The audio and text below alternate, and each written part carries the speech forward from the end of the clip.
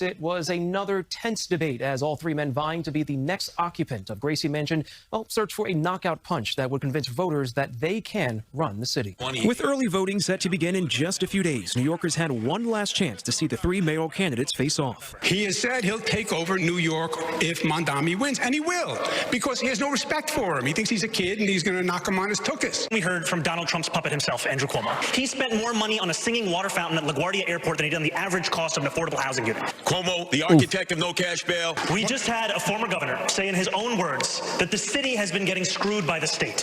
Who was leading the state? It was you. Governor Hochul. You were leading the state. That was so good.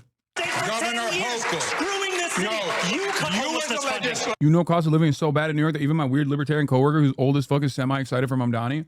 Brother, there are people who work in finance that are going to be voting for someone who calls themselves a socialist. Because first-year analysts, second-year analysts, they have to ride the bus. If they're lucky enough to be in a rent-stabilized apartment, they damn well want that shit to be fucking frozen. That, my friends, is the beauty of policy. That, my friends, is the beauty of democracy. That is what democracy is about. You find things that people are suffering, you find issues where people are suffering, and you choose to address them. You choose to alleviate the suffering, and you make that your mission.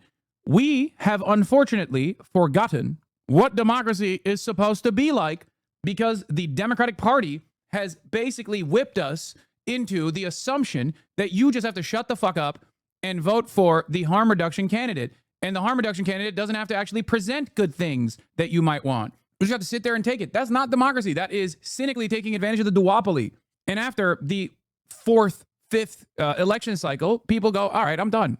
Enough is enough. Harm reduction is not democracy. It's a hostage situation. It's ridiculous.